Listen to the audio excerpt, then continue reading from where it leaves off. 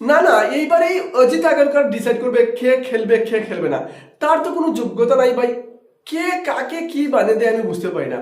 না না, মোহাম্মদ শামি, এটা তোমার বলতে হবে না কি করেছে কি না, সে ভাই পারফরমেন্স করে দেখিয়েছে।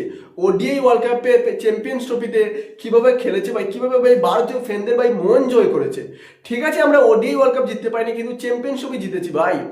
যেভাবে ভাই দুর্দান্ত পারফরমেন্স করেছে, কিন্তু তার মতো প্লেয়ার কি ভাই, অজিত আগারকরের মতো একটা কি প্লেয়ারও বলবো না, আমি কি বলবো, পলিটিশিয়ান। হ্যাঁ, গৌতম গম্ভীরের সঙ্গে থেকে সেও পলিটিশিয়ান হয়ে গেছে।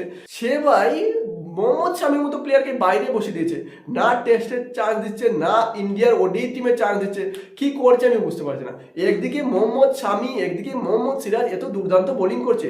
মোহাম্মদ সিরাজ তো কি বলবো ভাই, সে রেস্ট পায় না। এখন ভাই সাউথ আফ্রিকা এবং ইন্ডিয়ার মধ্যে ওডিআই সিরিজ চলছে, সেই জায়গাতে ভাই মোহাম্মদ সিরাজ ভাই রেস্ট নেওয়ার কথা। যদি রেস্ট দিত তাহলে বুঝতাম যে বুমরাকেও রেস্ট দিচ্ছে, তাকেও রেস্ট দিচ্ছে। কিন্তু না, সে ভাই সৈয়দ মুস্তাক আলী ট্রফি খেলছে, এদিকে মোহাম্মদ শামি ভাই ডোমেস্টিক খেলতে যাচ্ছে। কিন্তু ভাই তাকে চান্স না দিয়ে হর্ষিত রানার মতো অলরাউন্ডার, কি অলরাউন্ডার আমি বুঝতে পারছি না ভাই, তাকে চান্স দিচ্ছে। প্রসিদ্ধ কৃষ্ণের মতো ভাই এই এত রান খরচ করা প্লেয়ারকে চান্স দিচ্ছে। কিন্তু মোহাম্মদ শামির কেরিয়ারটা অজিত আগারকর ডিসাইড করবে, যার কেরিয়ারটা ভাই এত বড় লাড্ডু ছিল। ঠিক আছে না? তোমাদের কি মনে হয় অজিত আগারকর যেটা করছে সেটা কি ঠিক করছে?